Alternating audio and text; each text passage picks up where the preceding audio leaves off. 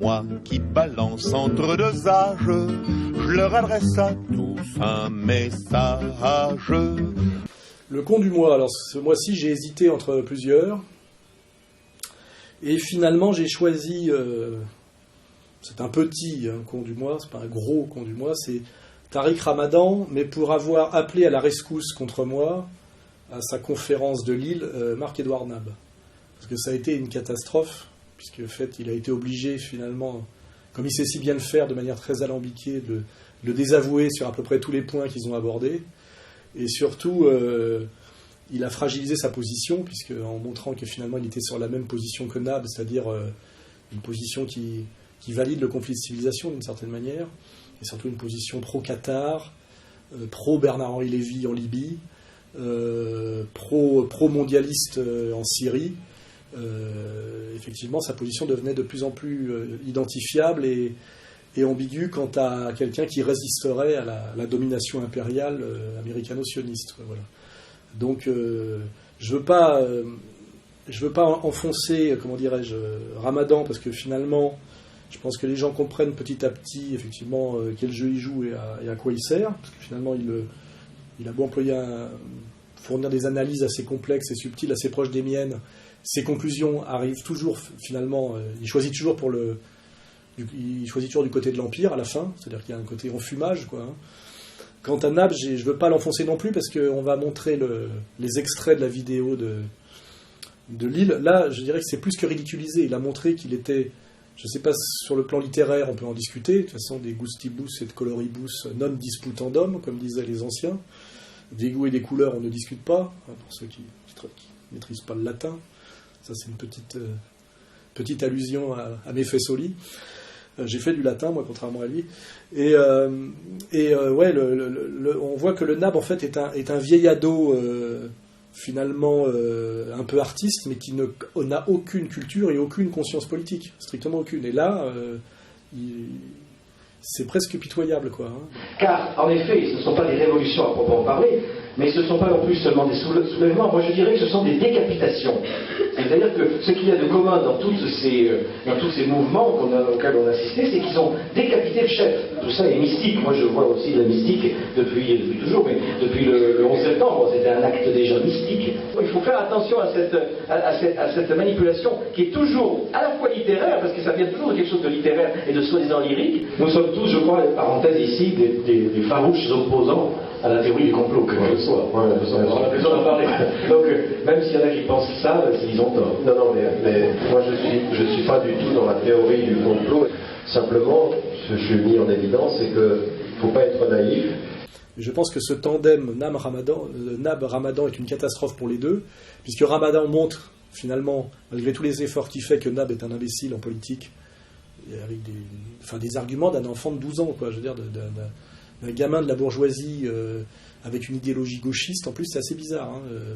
Et puis d'un autre côté, Ramadan était très, à mon avis, il a dû y penser après, très mal inspiré d'appeler Nab à la rescousse contre moi, puisque pendant que je parlais, moi, à Genève, eux parlaient à Lille, et on voit bien que Ramadan, que je déstabilise un petit peu en ce moment, plutôt que de me répondre directement, parce qu'on voit bien qu'il ne m'a pas répondu. Il a dit « Sora le délire », il a baissé un peu les yeux comme ça, et dit « Il n'y a pas à répondre à des trucs délirants ». Il aimerait effectivement que depuis plusieurs mois, il est dans la provocation, depuis plusieurs années, il est dans la provocation.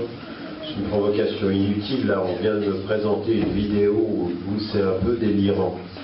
Donc, j'ai pas de temps à perdre avec ça.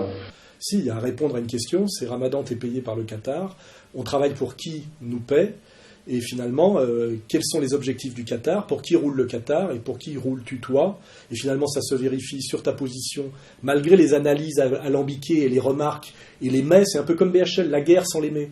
Finalement, Ramadan nous a fait la même chose sur la Libye que BHL, c'est l'anti-kadhafisme sans les mais il a quand même participé à la mise à mort de Kadhafi, à la destruction de la Libye, par des pseudo-salafistes wahhabites, au service de l'Empire, tout ça en s'asseyant évidemment comme toujours sur la question sociale, qui est le point qui relie les deux, Ramadan et Nab, en plus d'être des mondialistes, l'un qui s'ignore et l'autre qui le cache, c'est-à-dire que Nab est un mondialiste qui s'ignore et Ramadan est un mondialiste qui le cache. Mais tous les deux ont un grand mépris, je dirais, qui vient de leur idiosyncrasie pour la question sociale, parce que ce sont finalement des cosmopolites. Ils sont de partout et de nulle part, ils sont fiers d'être des touristes révolutionnaires, ils vont Ils sont fiers d'être allés en Tunisie. J'y suis allé, j'y étais. Et finalement, il y a chez Nab un mépris du peuple français et du peuple et du français qui est très affiché depuis toujours. Il est toujours ailleurs et au-dessus, alors que c'est quand même un petit bourgeois français à lunettes. Hein. Et chez Ramadan, de toute façon, il est dans sa logique, à la limite qui est logique, de finalement d'islamo-mondialiste, antinationaliste, puisqu'il valide, c'est toujours pareil, toute l'idéologie trotsko-maçonnique en réalité, qui fait beaucoup partie de son vocabulaire. Moi, je suis engagé comme un être humain ou comme un citoyen, mais aussi comme un être d'éthique et de responsabilité. Ce que nous voulons ici en France, c'est la dignité, c'est la liberté et c'est le respect de notre être. Et l'anticolonialisme, je dirais, mondialiste, l'anticolonialisme officiel. La justice que vous exigez dans le traitement de votre quotidien, elle doit être accompagnée de la justice que vous demandez à vos pouvoirs d'avoir par rapport au Sud. Tout est lié.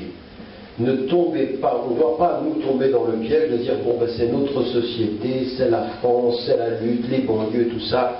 Les banlieues ne sont que l'expression d'une politique de discrimination vis-à-vis des uns et qui a justifié de la même façon, c'est la même logique qui justifiera qu'on soit du côté du pouvoir vis-à-vis des autres. Ce qui lui permet de légitimer tout le dégueulis d'Ouria Boutelja sur la nation, le peuple, les patriotes, etc. Ce qui en fait un allié objectif du processus impérial américano-sioniste, avec les alliés qu'on connaît du côté musulman, qui sont le Qatar, l'Arabie Saoudite. Enfin, tout ça devient de plus en plus clair au fur et à mesure que les choses se précisent.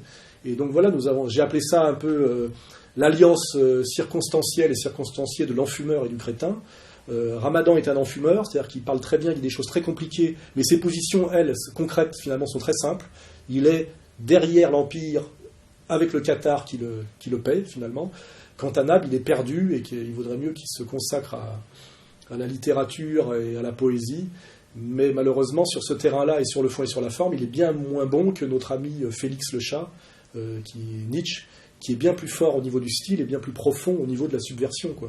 Je veux dire, le Léon Blot actuel, c'est Félix, hein, c'est pas Nab. Hein. Nab, c'est... Et je rappelle pour ceux qui me citent encore au Régal des Vermines, c'est que c'était en 84. Donc vous cautionnez la LICRA. Vous savez ce que c'est la LICRA ?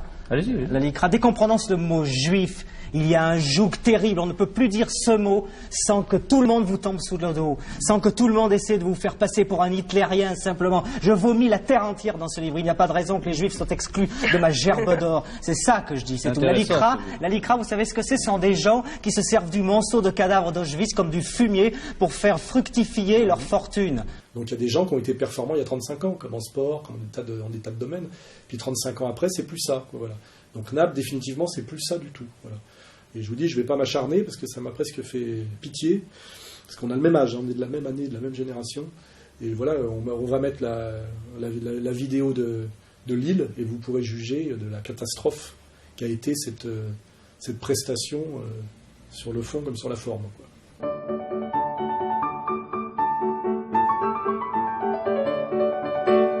Ils n'ont pas compris, les Occidentaux, que l'islamiste, de voter l'islamiste, par exemple en Tunisie, c'est un rempart contre l'impérialisme occidental, qui ne demande qu'à revenir, bien sûr.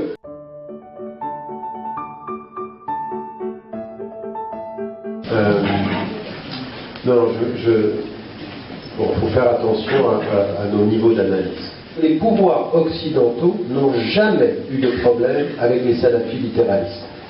Ce sont politiquement leurs alliés objectifs. Pourquoi ? Parce qu'ils n'entrent pas en politique et ils s'arrêtent à la lettre de l'islam et ils font un jugement moral sur le comportement et n'ont pas de vision politique. Ce sont des gens sincères religieusement, naïfs politiquement.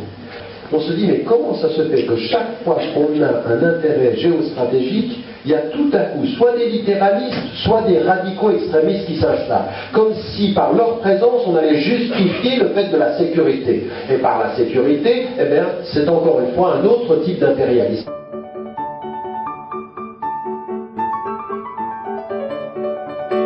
Comment faire une révolution après avoir décapité le pouvoir ? Voilà, c'est ça. Sur la question de la décapitation, moi je suis prudemment optimiste là-dessus. La Syrie elle-même est très bien choyée par Israël. Israël ne demande qu'à maintenir Bachar al-Assad au pouvoir. Oui, moi j'aimerais dire une chose par rapport à ça, parce qu'on pourra peut-être ne pas être d'accord, enfin, on n'est pas tout à fait d'accord sur cette question-là. Encore une fois, la situation syrienne est très très complexe.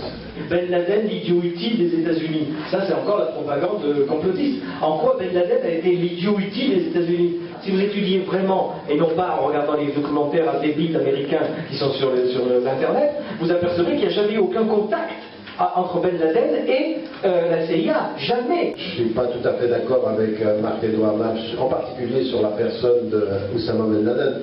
J'ai étudié cette question et je l'ai étudiée, et contrairement à ce que tu penses, effectivement, à mon sens, et sur le plan des faits, il est en contact avec les Américains, il est poussé par les Américains. Il se pourrait que l'ennemi public numéro 1, Ben Laden, soit l'ennemi allié objectif d'une stratégie américaine. J'écrivais ça en 1995, et à mon sens, ce qui s'est passé par la suite prouvait qu'il a... Non, et là c'est justement une divergence. J'estime, moi, que tu avais raison peut-être de le penser en 95, mais que le 11 septembre a complètement affirmé cette assertion.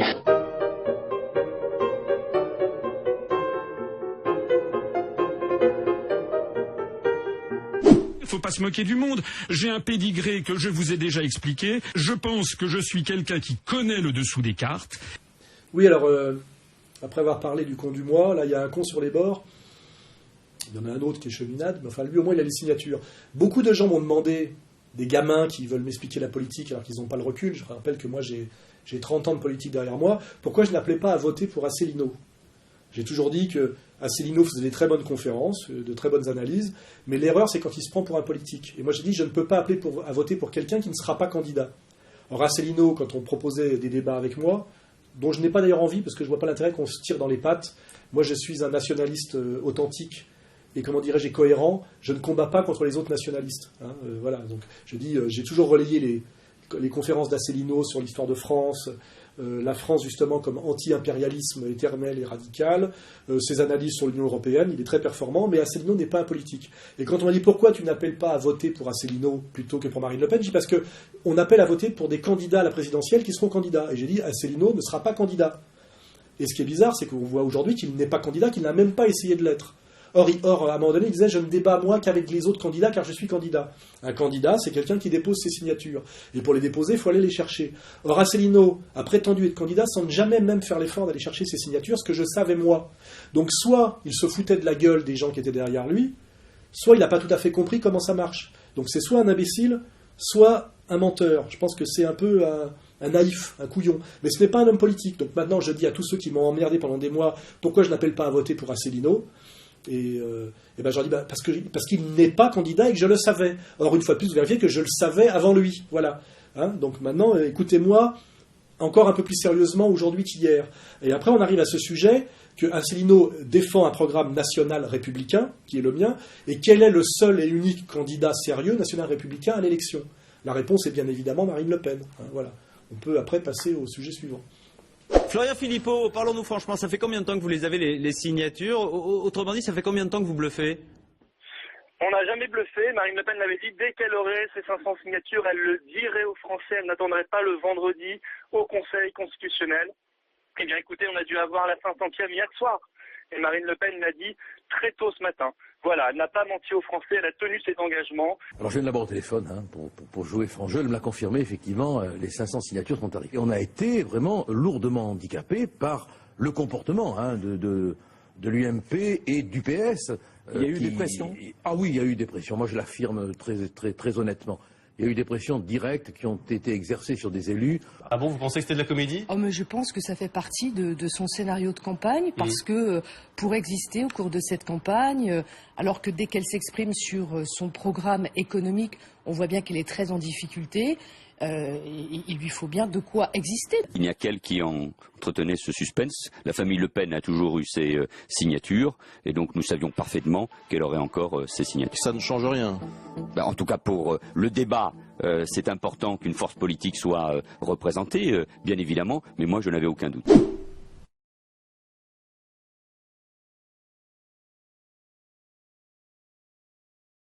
Oui, alors là aussi, il y a toujours les commentateurs Internet qui font le buzz, mais les 3/4 sont des gamins qui se poussent du col et qui n'ont pas la pratique. C'est que je sais, moi, pour être allé chercher les signatures en 2007, pendant une semaine, avec une voiture de location, en dormant chaque nuit dans un petit hôtel, etc., à quel point il est difficile pour le Front National d'avoir les signatures. Ce n'est pas une légende. Et ce n'est pas difficile, contrairement à ce que raconte Mélenchon, sur lequel je ne vais pas m'appesantir. On en parlera tout à l'heure. Mélenchon qui est devenu aujourd'hui le meilleur allié de Sarkozy pour que Sarkozy soit au deuxième tour en essayant de faire sauter, comment dirais-je, Hollande. L'Institut CSA hier le donnait à 13%, juste derrière Marine Le Pen, score inédit. L'Institut BVA aujourd'hui le donne à 14%, en 3e place pour la première fois. Jean-Luc Mélenchon, l'homme qui monte, c'est peut-être l'homme qui pourrait gêner François Hollande sur sa gauche. Le problème, c'est pas de savoir s'il y a le candidat Jean-Luc Mélenchon qui monte dans les intentions de vote. Moi, je dis à François Hollande que si il est inquiet sur son score, c'est à lui de convaincre les Français. Combien d'électeurs Jean-Luc Mélenchon pourrait-il détourner de François Hollande? Cette nouvelle donne, la droite compte en profiter. Pour l'occasion, Nicolas Sarkozy se ferait presque défenseur de Jean-Luc Mélenchon. Je vous ai toujours dit qu'à titre humain, c'est quelqu'un que je trouve intéressant, voilà. Tout le système le pousse pour ça en ce moment. Mais pour revenir au sujet, les gens ne donnent pas les signatures, ne refusent pas de donner les signatures à Marine Le Pen parce qu'ils ne la considèrent pas comme républicaine. J'ai moi fait le travail et je l'ai vérifié, tous les journalistes peuvent le vérifier. Ils disent en général à Marine Le Pen, je voterai pour vous, je soutiens votre ligne politique, mais si je vous donne ma signature, je vais vivre des persécutions personnel, politique, et comment dirais-je, ma municipalité va être tellement persécutée que malheureusement, je le déplore, mais je n'ai pas le courage de vous la donner, parce que je pense d'abord à mes administrés et à ma commune avant vous, en disant « j'espère que vous les aurez, je voterai pour vous, si en dernière instance vous ne les avez pas, revenez me voir, mais je ne peux malheureusement pas vous donner à cause des persécutions que je vais subir ». C'est ça la réalité de la quête aux signatures. Et le seul candidat qui vit ça, c'est Marine Le Pen. C'est pas cheminade, hein. Ni Besancenot, il est mort, maintenant il y a Poutou, ni Mélenchon, ni personne. C'est Marine Le Pen, parce que le système, c'est quand même que le Front National est le seul parti, le seul mouvement anti-système. Hein, même s'il n'est jamais assez radical pour les politiciens internautes, il est le seul parti anti-système. Hein, et donc il est persécuté par le système. Et là, on sait très bien, Ratti a fait une très bonne analyse là-dessus, que Sarkozy, voyant d'après les sondages sérieux, les sondages des RG, par les sondages de l'IFOP, qui appartient à Mme Parisot et au MEDEF, hein, que en fait, si Marine était candidate, elle l'éjecterait probablement du deuxième tour. Donc son combat était un combat à mort pour qu'elle n'accède pas à la candidature en bloquant les signatures, c'est-à-dire en disant je vous interdis, en gros, de les donner, ne les donnez pas. Et malgré tout, par un énorme travail militant et de terrain qui a épuisé d'ailleurs la force militante du Front, ce qui est aussi un des jeux, c'est que pendant ce temps-là, ils ne font pas de tractage, ils ne font pas de boitage, ils se sont battus comme des chiffonniers et ils sont in extremis sur les signatures. Voilà. Et ce qui veut dire d'ailleurs que Sarkozy est très inquiet parce que Marine Le Pen va être dans la course et que comme par hasard, d'ailleurs, une fois que Marine Le Pen a les signatures, on a la tuerie de Toulouse, hein, qui est aussi une autre manière d'essayer de pénaliser dans un premier temps le Front National. Tout ça est quand même très étrangement cohérent et comment dirais-je, et efficace d'un point de vue du système, hein, quand on connaît ses moyens et son intelligence. Voilà. Hein, donc réfléchissons à tout ça.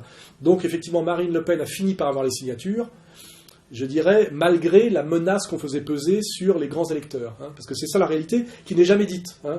C'est Mélenchon qui est un menteur de haut niveau, mais vraiment un menteur. Sur tous les sujets sérieux, il fait que mentir. Je m'amuserai encore à le démontrer chaque fois qu'il faudra, prétendait en gros que finalement, si Marine Le Pen n'avait pas les signatures, c'est qu'elle n'était pas considérée comme républicaine par les grands électeurs. Non, non, non. C'est qu'on fait peser une menace sur eux pour qu'ils ne donnent pas les signatures. Et quand Jean-Marie Le Pen a dit comme conclusion, ce qu'il faudrait en France, si on réindustrialise, c'est réimplanter des usines à couilles, c'est ça qu'il voulait dire. Le vrai problème, quand on voit ce qui se passe aujourd'hui, comment la classe politico-médiatique se sombre dans le grotesque, et dans la dans la pantomime, dans la pantalonnade sur l'affaire de Toulouse, on voit très bien qu'aujourd'hui, le gros déficit des hommes politiques français à tous les niveaux, c'est le manque de couilles. Hein, mais que cette émasculation a pris, je le dis bien, 2 siècles. Hein, 2 siècles avec 2 guerres mondiales, une guerre coloniale, une décolonisation. On en est arrivé aujourd'hui à un peuple de France qui est prosterné, soumis et terrifié à peu près partout. Hein. On le voit, c'est ce que nous vivons en ce moment. Voilà. Et moi, je prétends être, comme Jean-Marie Le Pen, un des derniers Gaulois qui résistent. Hein. Je pense à Vercingétorix et je pense à Astérix. Et quand je pense à Vercingétorix et Astérix, malgré les excellentes conférences d'Asselineau, je ne pense pas à Asselineau. Il n'a pas le profil. Voilà. Il ne sait pas ce que c'est que d'en prendre plein la gueule. Ce n'est pas un combattant.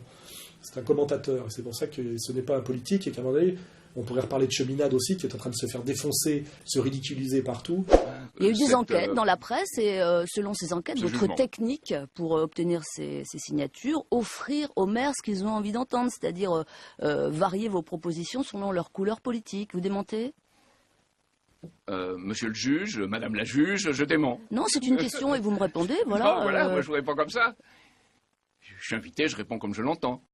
Or, le Code civil dit, un prêt se caractérise par la nécessité de rembourser avec ou sans intérêt. Donc probablement, on a cru que j'étais un musulman, qui ne voulait pas d'intérêt, je sais pas. Un musulman ? Oui. Et alors ? On est contre le prêt-intérêt. Les musulmans sont contre le prêt-intérêt. Non, c'est une plaisanterie, vous savez. Oui, de pas Il faut très en bon faire goût d'ailleurs. parfois, Pas très même à bon la goût. radio. Vous On devez de dit l'argent ? pas l'État français, on dit la République. Vous nous devez de On dit l'argent ? la République. Bah, l'État, c'est pas un gros mot. Vous nous devez de l'argent ? C'est assez insultant de poser la question de cette façon. Ces gens-là ne sont pas des guerriers. Ce sont des petits de Gaulle qui demandent l'autorisation à la commandanture pour faire la proclamation du 18 juin. Vous voyez ? Ils n'ont pas le courage de rallier Londres, de risquer de mourir. Voilà. Ils ne savent pas ce que c'est que tout ça. Ce sont des fils à leur maman, ce sont des hauts fonctionnaires. Ils ne savent pas ce que c'est que la résistance à la Soral, à la Dieudonné ou à la Le Pen. Ils n'en ont aucune idée. Voilà. Donc il faut amener qu'ils restent à leur place. Voilà. Sinon, je me fais un plaisir de les y remettre. Hein, pour finir sur le sujet. Monsieur, moi, j'ai le chiffre de 2% pour l'instant. Monsieur, je vous et dis, on verra si vous avez raison. Je vous dis que 100%, je le répéterai autant de fois qu'il est nécessaire. D'accord, 100%. 100% de la viande abattue en Île-de-France. Vous avez dit distribuée dimanche à Lille. Vous avez dit distribuée en Île-de-France, c'est pas pareil. 100% de la viande distribuée est suspecte, puisque je ne sais pas, ni vous, laquelle est halal et laquelle ne l'est pas. Il y a 200 000 tonnes de viande qui sont consommées en Île-de-France. Et il y a, sur ces 200 000, il y en a 2% et demi qui sont de la viande cachère et de la viande halal. 2% et demi. Est-ce que vraiment ça vaut le coup de faire une polémique pour cela ? Premier sujet de préoccupation, de discussion des Français, je parle sous votre contrôle, c'est cette question de la viande halal. Vous voulez consommer de la viande halal, vous y avez le droit. Vous voulez consommer de la viande cachère, vous y avez le droit. Mais vous voulez consommer de la viande qui n'est ni halal ni cachère, vous y avez le droit quand même.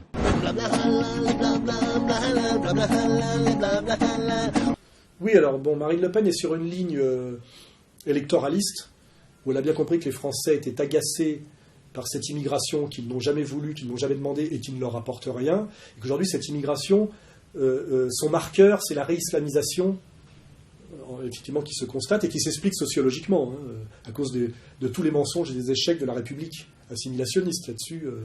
Et sur les causes, on le sait, mais c'est un fait aujourd'hui, c'est qu'il y a une réislamisation de ces immigrés dont le peuple français ne voulait pas, car ceux qui voulaient cette immigration, c'était le patronat, les loges, et sans doute un certain lobby communautaire qui voulait punir de façon définitive par le métissage la France de Pétain et de la Révolution nationale. C'est ça la réalité. Et Marine Le Pen, qui est électoraliste et qui incarne, je dirais, le peuple français au sens, je dirais, de souche, effectivement, n'a pas le positionnement qui est le mien, qui est plus subtil, moins électoraliste et plus moral que politique, qui est la main tendue aux musulmans. Voilà. Donc, effectivement, elle monte du doigt la question du halal. Elle fait découvrir quelque chose qui est une réalité, sur lequel tous les autres ont menti, c'est que la moitié au moins de la viande que consomment les Français est halal à leur insu, ce qui est absolument pas normal. Mais le problème, après, c'est là, on est dans un billard à trois bandes. C'est qu'à un moment donné, après que la droite UMP ait menti sur le sujet, en disant que Marine délirait, en fait, les études sont venues à sa rescousse pour dire qu'elle avait raison sur le sujet. Elle ne s'était pas embarquée sans biscuit. Et d'un seul coup, Sarkozy courant derrière Marine Le Pen sur le plan électoral, comme il avait roulé les électeurs de Le Pen pour se faire élire en 2007, par la voix de Fillon, dit effectivement le problème de l'abattage confessionnel rétrograde, et il associe le halal et le kasher. Les religions devraient réfléchir au maintien de traditions qui n'ont plus grand-chose à voir avec l'état aujourd'hui de la science, l'état de la technologie, les problèmes de santé. Il y a des traditions qui sont des traditions ancestrales qui correspondent plus à grand-chose alors qu'elles correspondaient dans le passé à des problèmes d'hygiène. Et dès lors qu'il associe le halal au kasher, ce qui passait très bien, d'un seul coup, on a convocation à la commandanture, c'est-à-dire le rabbin Bernheim vient voir Fillon et lui remonte les bretelles. En recevant aujourd'hui les représentants du culte juif, François Fillon a clairement joué l'apaisement. Il a réexpliqué de façon très claire qu'il n'était pas question de remettre en cause l'abattage rituel en France. Il s'est défendu d'avoir voulu nous blesser. Il s'est défendu d'avoir voulu viser la religion et la communauté juive. Là-dessus, il a été très clair. Et là, on découvre quelque chose que je vais dire moi, que personne n'a le courage de dire, c'est qu'en réalité, et sur le plan rituel et sur le plan du commerce, le halal, c'est le kasher. Car il faut bien savoir que, comment dirais-je, le kasher est halal, mais que le halal n'est pas kasher. Et qu'en réalité, tout le commerce du halal est kasher. Et kasher au sens de à qui appartient le commerce du halal. Vous chercherez les noms, on va les produire. Monsieur Herzog, Monsieur Naouri, Monsieur Lévy-Lambert. Donc en réalité, le commerce du halal, qui est un énorme commerce, appartient, est dans les mains de la communauté qui a tellement souffert et qu'on ne peut pas nommer. Mais voilà. Donc à un moment donné, quand on attaque le halal, qui veut dire attaquer le communautarisme musulman, les sionistes sont contents parce que ça désigne le bouc émissaire. Mais à un moment donné, c'est là où il y a ces contradictions internes à la communauté. C'est que vous voyez, ça, quand on dit qu'il va falloir respecter la loi française sur l'abattage, d'un seul coup, les fils se touchent parce qu'on touche au business juif du halal. Et là, d'un seul coup, bing, on doit plus en parler, hein, parce que finalement, c'est le kasher et le business kasher. Donc, il faut bien comprendre que si on a pu déroger aux lois républicaines et que finalement les Français se retrouvent à consommer à 50% de la viande halal et kasher sans le savoir, c'est pas à cause du lobby musulman qui est inexistant. Hein. Je le répète une fois de plus, on peut se plaindre d'une certaine islamisation des masses immigrées françaises, mais combien de ministres musulmans, combien de recteurs d'universités musulmans, combien d'éditeurs musulmans, combien de ministres musulmans, combien de journalistes musulmans, combien de patrons de radio musulmans? Zéro. Hein, voilà. Je ne vais pas vous faire après le même calcul pour l'autre communauté. Là, d'un seul coup, c'est la République de Weimar. Hein. Et donc, pour ceux qui n'aiment pas le halal, hein, et qui votent, je ne sais pas, qui vont sur F de souche parce qu'ils estiment que comment dirais-je, on a droit à la traçabilité, ce qui est une réalité, et on n'est pas obligé de bouffer de la viande confessionnelle en France quand on n'est pas de cette culture-là, qu'ils sachent bien que si ça a été possible, c'est parce que c'est un commerce kasher, voilà. Et que sans doute que c'est comme ça que tous les passe-droits ont lieu et qu'on a dérogé à toutes les règles sanitaires, etc., etc. Et que finalement tout ça est toujours du billard à trois bandes, hein, c'est compliqué. Et c'est intéressant d'un point de vue, je dirais, pédagogique, même s'il n'y a pas de conclusion politique immédiate à en tirer. Voilà. Mais c'est ça la réalité de l'affaire. Voilà. Le halal, c'est le kasher. Voilà. L'incident avec François Fillon est donc clos, mais les représentants de la communauté juive restent en alerte sur un point qu'ils ont abordé plus tard dans l'après-midi avec Claude Guéant cette fois-ci. Ils ont réaffirmé leur désaccord à l'étiquetage de la viande cachère proposé par Nicolas Sarkozy. Le fait de stigmatiser une communauté religieuse en étiquetant sa viande signifie en fait que ce sont les plus pauvres qui payeront, parce que la viande sera plus chère, dès alors qu'elle est étiquetée, elle est stigmatisée, donc elle est plus chère. Demain, ce sont les représentants du culte musulman qui seront reçus à Matignon par François Fillon. Nous allons mettre en place une commission théologique pour observer si la pensée religieuse de l'islam n'a pas donné un certain nombre de possibilités d'avancer. Il y a les textes, il y a les traditions, il y a les données théologiques classiques, mais est-ce que les savants de l'islam n'ont pas considéré ou n'ont pas pris un certain nombre de positions que nous voulons connaître? Autre proposition de Nicolas Sarkozy, diviser par 2 donc le nombre d'immigrés qui rentrent en France. En gros, il y en a 180 000, il dit qu'il faut être au-dessous de 200 000. Il a raison? Moi, je pense qu'il a entièrement raison. Je pense peut-être même qu'il ne va pas assez loin. Attendez, vous répétez, parce qu'une organisation... alors, je ne sais pas comment vous définir, des musulmans. Comment vous définissez? Alors, nous, Fils de France, c'est très simple. Là, c'est la première fois que je l'entends, ça, dire dans la bouche de musulmans. Fils de France, c'est une organisation qui vient de se créer. Nous avons fédéré l'ensemble des volontés de jeunes musulmans en France comme un point de départ pour arriver à l'idée d'un patriotisme finalement. Aujourd'hui, les musulmans sont français depuis 4 générations et le rapport charnel, le rapport amoureux au pays fait que ça a produit du patriotisme, tout simplement.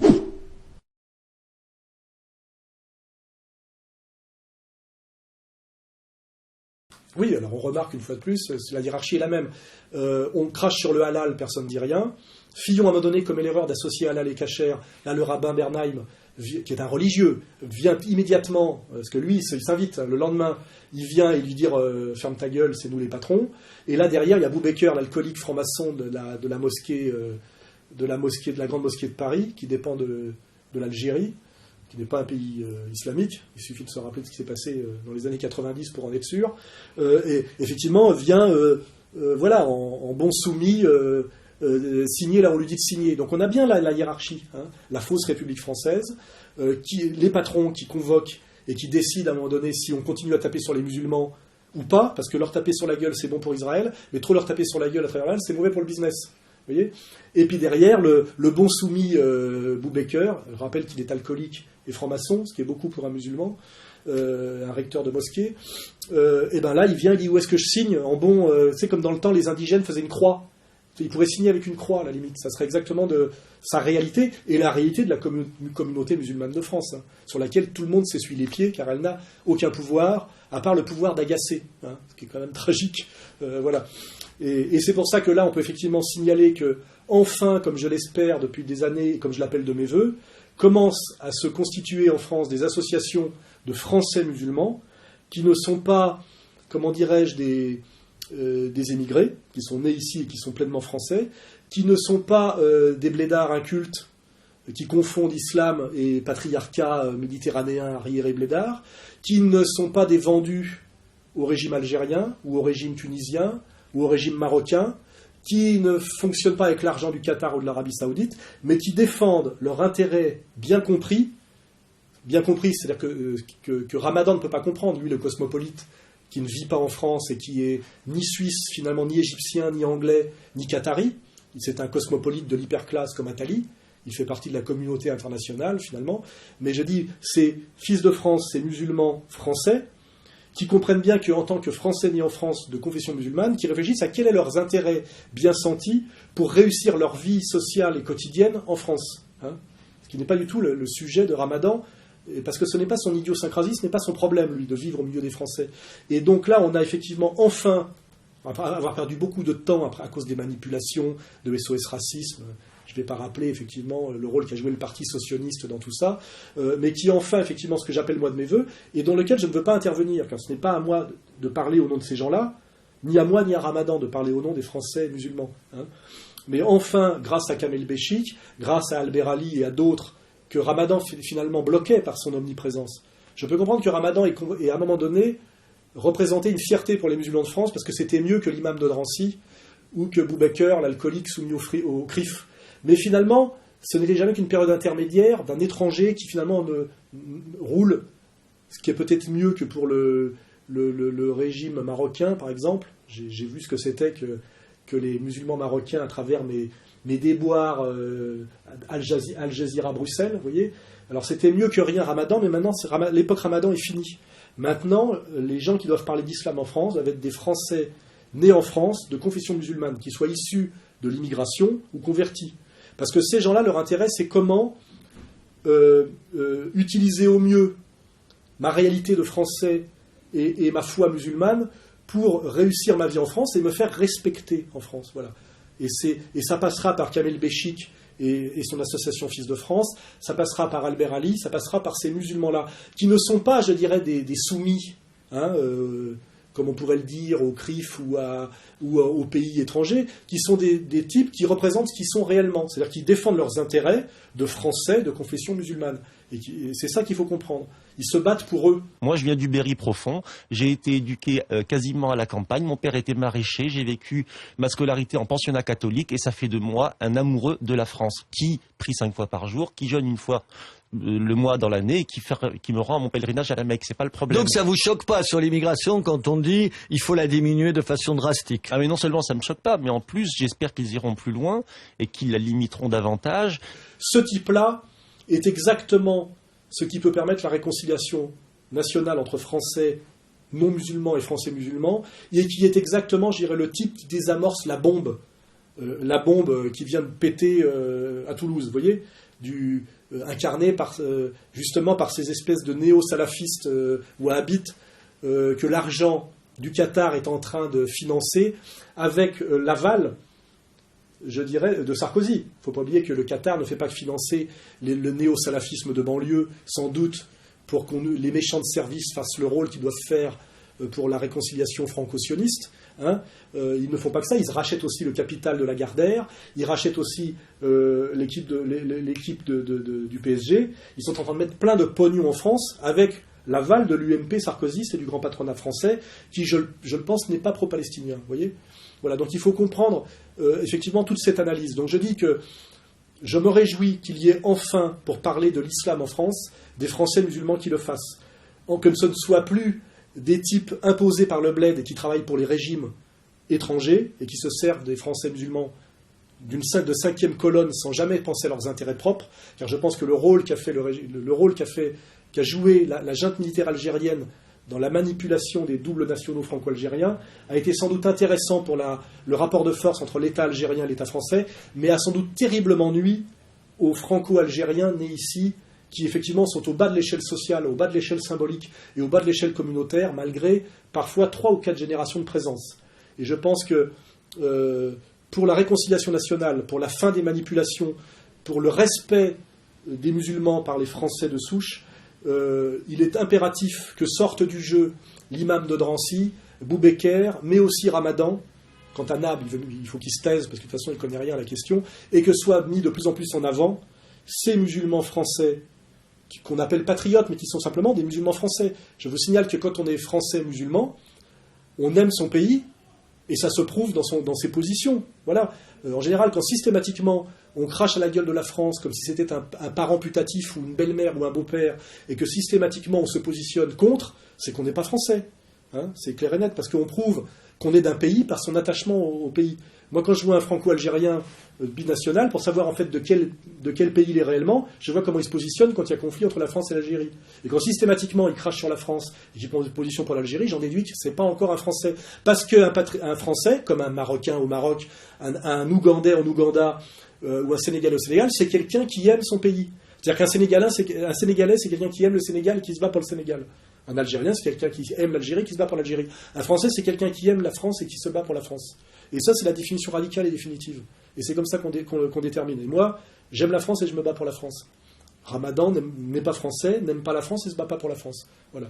Kamel Béchik est un Français, il aime la France et il se bat pour la France. Et il se bat pour la France en tant que musulman, non pas en soumettant l'islam à la France, mais en faisant en sorte que soit le mieux vu, le plus respecté, les Français musulmans en France. Car c'est son intérêt objectif, en plus d'être de l'intérêt supérieur de la France. Voilà.